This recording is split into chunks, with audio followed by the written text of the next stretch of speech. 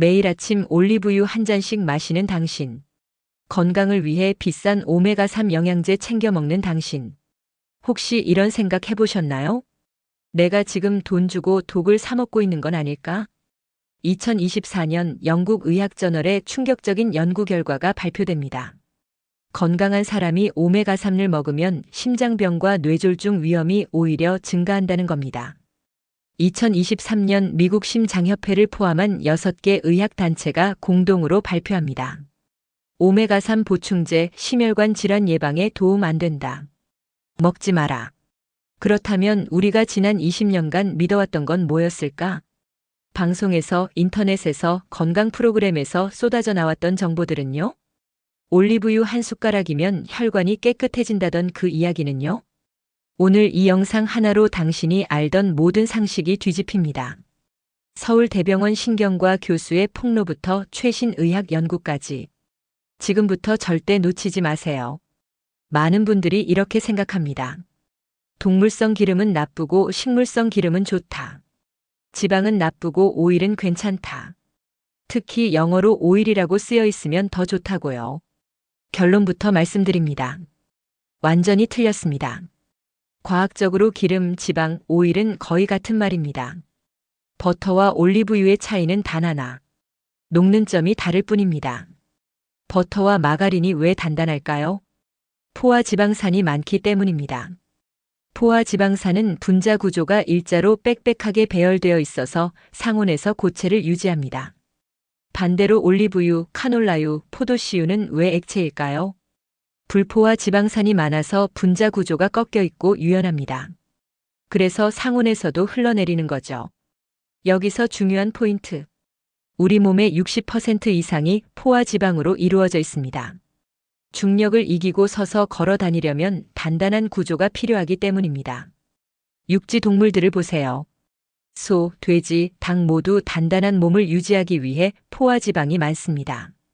반대로 물속에 사는 생물들은요? 중력의 영향을 덜 받으니 불포화 지방이 많습니다. 생선, 해조류가 대표적이죠. 그러니까 식물성이냐 동물성이냐는 중요하지 않습니다. 포화냐 불포화냐가 핵심입니다. 그런데 여기서 반전. 식물성 기름 중에도 포화 지방이 많은 게 있고 동물성 기름 중에도 불포화 지방이 많은 게 있습니다. 결국 식물성이라고 무조건 좋은 게 아니란 얘기입니다. 자, 그럼 이제 의문이 생깁니다. 불포화 지방이 좋다는 건 알겠는데 그럼 오메가3는 뭐가 특별한 걸까요? 왜 그렇게 난리를 칠까요? 오메가3가 뭐에 좋다고 알고 계시나요? 혈관 청소? 심장 건강? 뇌졸중 예방?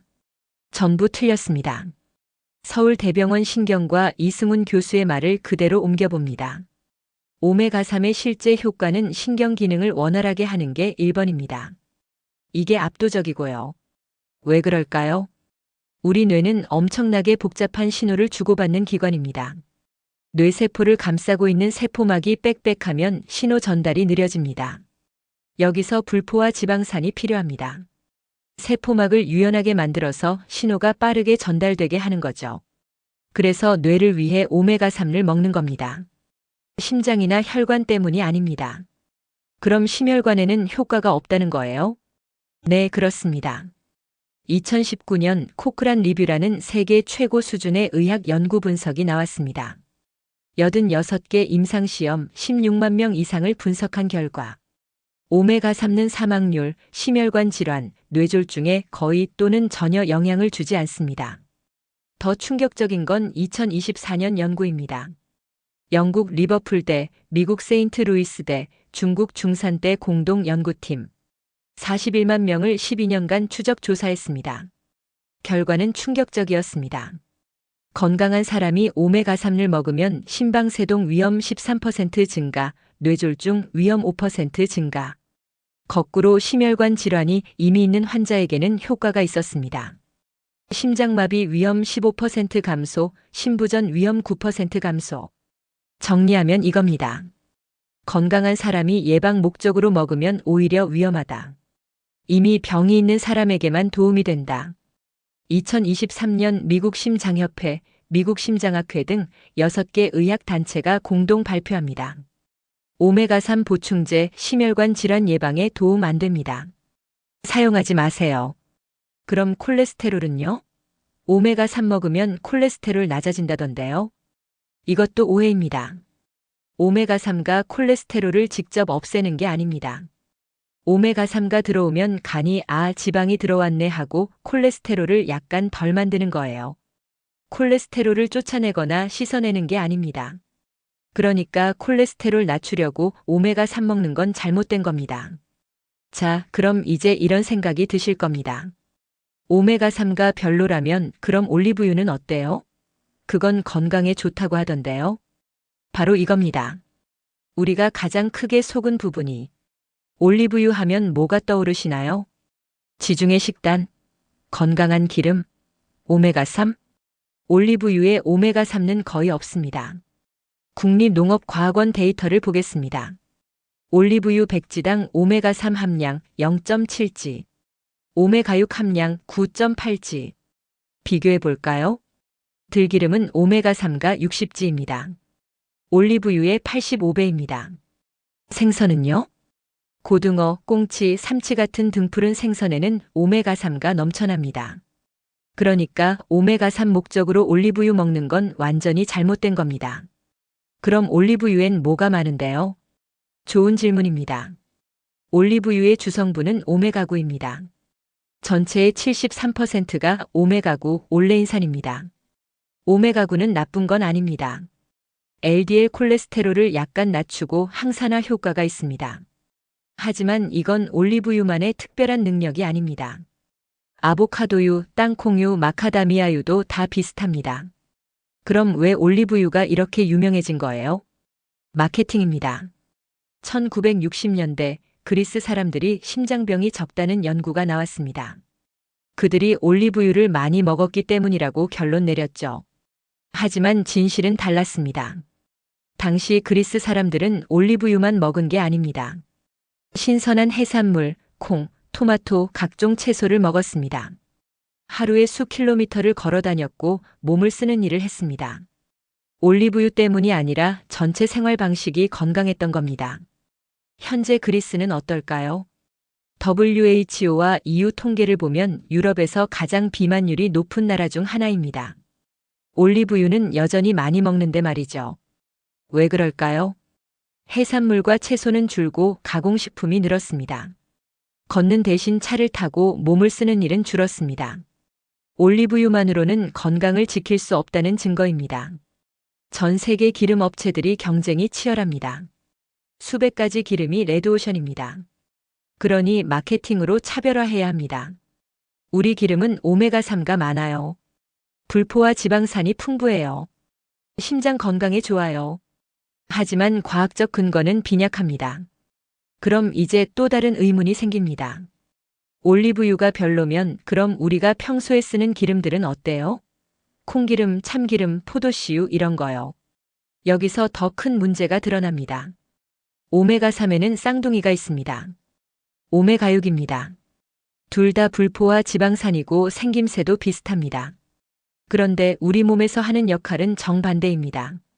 오메가6는 염증 전달 물질로 사용됩니다. 우리 몸이 그렇게 정해놨습니다. 너는 염증 반응 좀 담당해. 그래서 오메가6을 많이 먹으면 만성염증이 높아집니다. 이건 수많은 과학 연구로 증명됐습니다. 문제는 우리가 오메가6을 너무 많이 먹는다는 겁니다. WHO가 권장하는 오메가6 대 오메가3 비율 4대 1입니다. 한국영양학회는 4대 1에서 10대 1을 권장합니다. 그런데 현재 한국인의 실제 비율은요?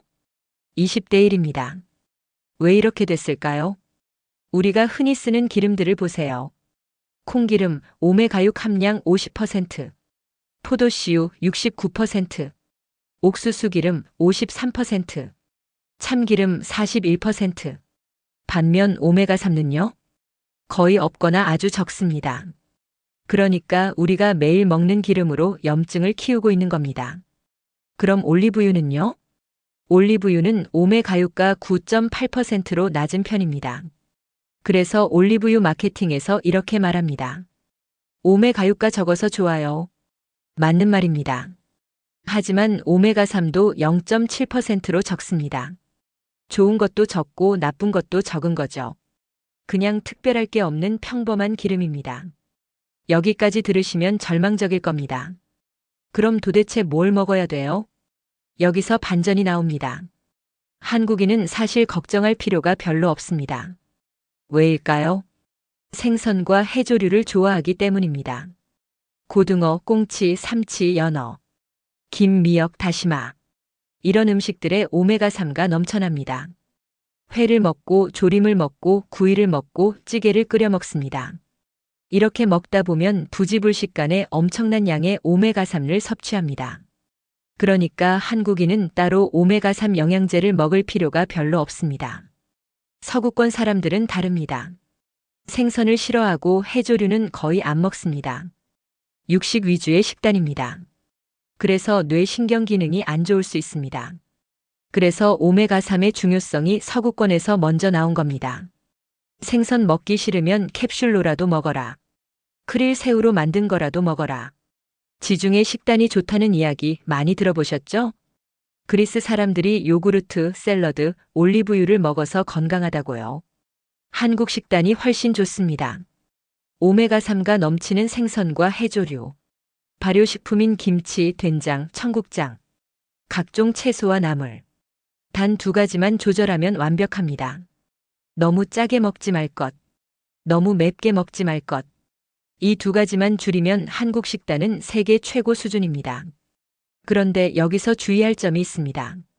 생선과 해조류로 오메가3가 충분하다는 말에 안심하고 이런 분들이 계십니다. 기름을 숟가락으로 퍼먹는 분들, 올리브유를 아침마다 한 잔씩 마시는 분들. 이게 약이야. 건강에 좋아. 절대 하지 마세요. 우리 몸은 순수한 기름만 들어오는 걸 싫어합니다. 위가 거부 반응을 일으킵니다. 위장 장애가 생길 수 있습니다. 기름은 음식과 함께 먹을 때 맛있다고 느낍니다. 그래야 위도 열리고 소화도 잘 됩니다. 기름은 영양소입니다. 약이 아닙니다. 오메가3 영양제도 마찬가지입니다. 한 알에 12g씩 들어있는 큰 캡슐. 이렇게 많은 기름을 한꺼번에 먹는 게 부담스러울 수 있습니다. 간의 비축력은 대단해서 꽤 오래 저장할 수 있습니다. 그래서 과잉되기는 어렵습니다. 하지만 여기서 중요한 문제가 하나 있습니다. 지방간입니다. 예전엔 간 질환이라면 2가지였습니다. 바이러스성 간염, 알코올성 간염. 그런데 요즘은 제3의 간염이 늘고 있습니다. 대사성 지방간입니다. 바이러스도 없고 술도 안 마시는데 간염이 생깁니다. 왜일까요? 간세포에 지방이 가득 차서입니다. 남는 에너지를 간이 지방으로 만듭니다.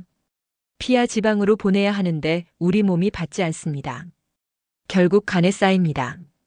비만과 잘못된 식습관이 원인입니다. 간 초음파 검사로 쉽게 확인할 수 있습니다. 지방간 진단 받으셨다면 당신의 식단이 잘못된 겁니다. 여기서 문제는 이겁니다. 지방간이 있는데 건강하려고 기름을 더 먹으면 어떻게 될까요? 올리브유든 오메가3든 아무리 좋은 기름이라도 결국 지방입니다. 간에 더 부담을 줍니다.